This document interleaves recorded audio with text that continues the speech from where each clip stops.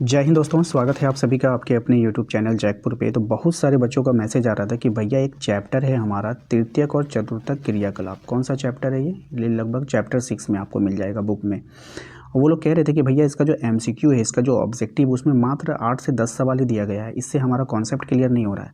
तो मैंने कहा कोई बात नहीं है, चलो मैं हूँ तो कोई क्या दिक्कत है। मैं आज के इस वीडियो में आपको 30 एमसीक्यू करवा दूंगा इस चैप्टर से, यानी कि 30 एमसीक्यू करवा देता हूँ और इसके जो थ्योरी है थोड़ा सा आपको समझा देता हूँ ताकि आपको क्लियर हो जाए। ठीक है, तो सबसे पहले हम लोग इसका थ्योरी को समझेंगे कि तृतीयक क्रियाकलाप क्या होता है, चतुर्थक क्या होता है। इसके बाद फिर हम लोग उसके 30 एमसीक्यू आज के इस वीडियो में देखने वाले हैं। तो वीडियो काफ़ी इंपॉर्टेंट है, शुरू से लेकर अंत तक बने रहिए।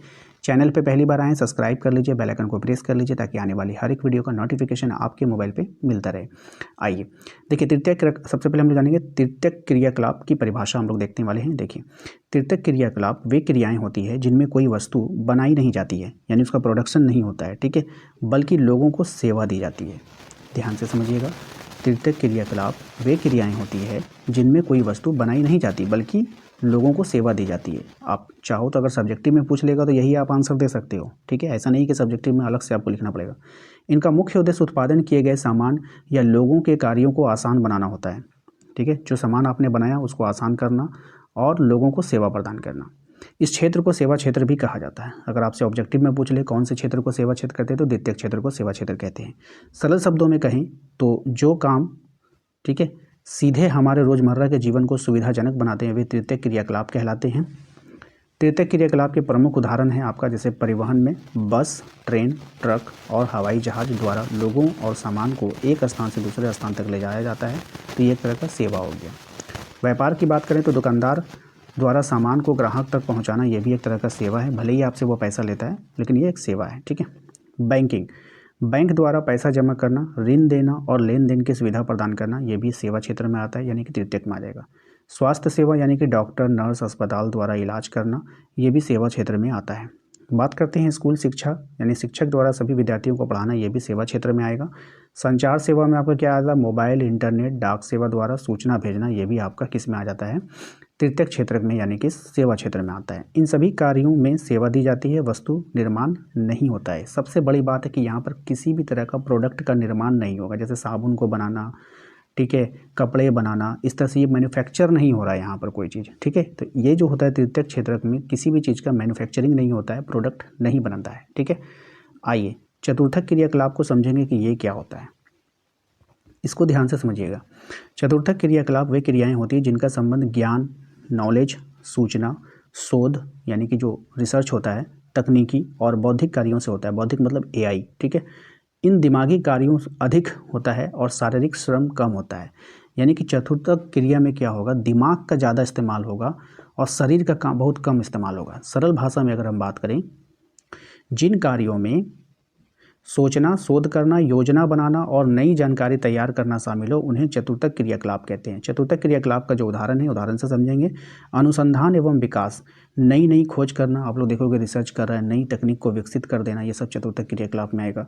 सूचना एवं प्रौद्योगिकी, सॉफ्टवेयर को बनाना, डेटा विश्लेषण, ये सब क्या होता है, इसमें शरीर की कोई भी इसमें एक्टिविटी नहीं होती है। ठीक है, विद्यालय में उच्च शिक्षा, प्रोफेसर द्वारा उच्च स्तर का अध्ययन या शोध करना, अगर प्रोफेसर है कोई अध्ययन कर रहा है तो वो आपका चला जाएगा चौथे चतुर्थ में। परामर्श सेवाएं, यानी विशेषज्ञों द्वारा जो सलाह दी जाती है वो अपने माइंड से देता है। ठीक है, आप जाते हैं किसी से परामर्श लेने के लिए कि मुझे ये तकलीफ है, बताइए हम कौन से डॉक्टर को दिखाएं, तो फिर वो आपको सजेस्ट करता है कि आप इस डॉक्टर पर जाइए। तो यहाँ पर कोई भी शारीरिक कार्य नहीं हुआ, यहाँ पर सिर्फ दिमाग से आपको उसने बताया, तो वो चतुर्थक क्रियाकलाप में चला जाएगा। ठीक है, परामर्श।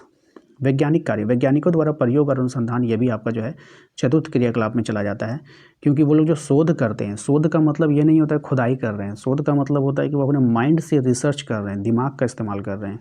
डिजिटल सेवाएं जितने भी होती है, जैसे ऑनलाइन प्लेटफॉर्म हो गया, आर्टिफिशियल इंटेलिजेंस यानी कि एआई हो गया, ये सब चतुर्थ क्रियाकलाप में आता है, याद रखिएगा। एआई भी किस में आता है, चतुर्थ में। इसमें शरीर से हम लोग कोई काम नहीं करते हैं, ये सब माइंडली होता रहता है। ठीक है, आइए अब आते हैं ऑब्जेक्टिव सवालों में। हमारा पहला सवाल स्क्रीन पर आ चुका है। 30 सवाल हम लोग करने वाले हैं। यदि आपने अभी तक हमारे वीडियो को लाइक नहीं किया तो लाइक कर दीजिए। चैनल पे जो लोग पहली बार आए हैं सब्सक्राइब कर लीजिएगा। हमने आप लोगों के लिए ई बुक तैयार किया है, थोड़ा सा ई बुक की जानकारी दे दूँगा। ई बुक में क्या क्या है, 8 साल का आपको PYQ मिल जाएगा एक जगह और 5 साल का मॉडल पेपर। अगर आप सोच रहे हो कि PYQ यानी मॉडल पेपर का रिवीजन करके जाएं तो आप हमारी ई बुक से कर सकते हैं, जहां पर आपको कम शब्दों में, आसान शब्दों में और आसान भाषा में आपको वहां पे सभी क्वेश्चनों को एक जगह अरेंज कर दिया गया है। और सबसे बड़ी बात है, ये जो ऑप्शन वाले क्वेश्चन होते हैं इसको भी हमने 1 लाइनर फॉर्म में बना दिया है। सभी PYQ को याद रखिएगा, PYQ एंड मॉडल पेपर।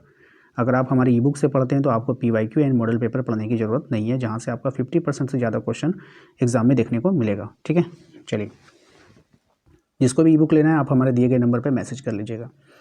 कह रहे हैं निम्नलिखित में से कौन सा तृतीयक क्रियाकलाप है, आपको तृतीयक क्रियाकलाप को पहचानना है। तो तृतीयक में क्या होता है, कृषि होगा नहीं, ये प्राथमिक में आता है, खनन है, व्यापार है, पशुपालन है, तो यहाँ पे आपको हो जाएगा व्यापार, यानी कि जो सेवा प्रदान करेगा। ठीक है, आइए क्वेश्चन नंबर 2 पे आते हैं। कह रहा है तृतीयक क्रियाकलाप का संबंध किससे होता है, वस्तु के उत्पादन से, प्रोडक्शन होता है ना, सेवा प्रदान करता है, यस, ऑप्शन नंबर बी हो जाएगा। आइए तीसरा सवाल पे आते हैं, तृतीयक क्षेत्र का मुख्य कार्य क्या होता है, तो सेवा प्रदान करना, option number B correct answer हो जाएगा। नेक्स्ट आते हैं अगले सवाल पे। हमारा अगला सवाल है कि निम्न में से कौन सा प्राथमिक क्रियाकलाप है, आपको बताना है कि इसमें से प्राथमिक क्रियाकलाप कौन सा है। ठीक है, बताओ। तो राइट आंसर हो जाएगा मत्स्य का पालन करना, यानी कि मछली पालन करना। ठीक है, ये आपका नेचर से जुड़ा हुआ होता है। आइए चतुर्थक क्रियाकलाप का संबंध किससे है, कृषि से, उद्योग से, ज्ञान एवं सूचना से, तो ज्ञान एवं सूचना से। ठीक है, ऑप्शन नंबर सी हो जाएगा। देखिए थ्योरी पढ़ने के बाद सब कुछ क्या होता है ना, आसान लगने लगता है। आइए क्वेश्चन नंबर आते हैं 6 पे। कह रहा है कि विश्वविद्यालय में अध्यापन किस क्षेत्र से संबंधित है। देखिए विश्वविद्यालय में कोई अध्ययन कर रहा है, वो आपको नहीं पढ़ा रहा है, अध्ययन कर रहा है, तो कहाँ चला जाएगा, चतुर्थक में चला जाएगा। ठीक है, कोई विश्वविद्यालय में क्या कर रहा है बाबू, अध्ययन कर रहा है। ठीक है, चलिए अगले सवाल पे आते हैं। क्वेश्चन नंबर आपका 7 में कह रहा है कि पंचम क्रियाकलाप का संबंध किससे है। तो देखिए पंचम क्रियाकलाप का जब प्रशासन एवं निर्णय से है। ठीक है, ये पंचम क्रियाकलाप में चला जाता है। अगले सवाल पे आते हैं। क्वेश्चन नंबर 8 में कह रहा है कि निम्न में से कौन सा सेवा तृतीयक क्षेत्र में आता है। तो तृतीयक क्षेत्र में कौन सी सेवा आएगी, बताइए।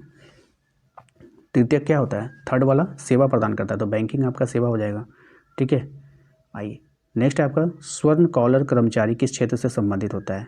स्वर्ण कॉलर कर्मचारी किस क्षेत्र से संबंधित है, तो ये तृतीयक क्षेत्र से संबंधित होता है, ये सेवा प्रदान करता है। नेक्स्ट है विकसित अर्थव्यवस्था में अधिक जनसंख्या किस क्षेत्र में कार्यरत यानी कि काम करती है। तो सबसे ज़्यादा लोग सेवा क्षेत्र में ही काम करते हैं। ठीक है, नेक्स्ट आते हैं परिवहन सेवा किस क्रियाकलाप का भाग है। अब ये जो परिवहन है ये तो सेवा प्रदान करता है ना, एक सामान को इधर से उधर ले जाता है, आदमी को ले जाता है, तो ये तृतीयक क्षेत्र में आ जाएगा, ऑप्शन नंबर सी हो जाएगा। क्वेश्चन नंबर 12 पे आते हैं। कह रहा है कि संचार सेवाएं किस क्षेत्र के अंतर्गत आती है। अब ये जो संचार सेवाएं हैं ये आपका तृतीयक क्षेत्र में अंतर्गत आएगा। ठीक है, नेक्स्ट आते हैं क्वेश्चन नंबर 13 में कह रहा है निम्न में से कौन सा चतुर्थक क्रियाकलाप है। तो देखिए सॉफ्टवेयर का विकास करना, यानी कि किसी चीज़ को आप डेवलप कर रहे हो। ठीक है, तो ये आपका आ जाएगा उसमें। ठीक है, क्योंकि इसमें दिमाग से काम लिया जाता है। क्वेश्चन नंबर आते हैं हम लोग 14 में, चिकित्सक पर्यटन से संबंधित चिकित्सक पर्यटन से संबंधित देश कौन सा है। ठीक है, ये आपको बतानी है।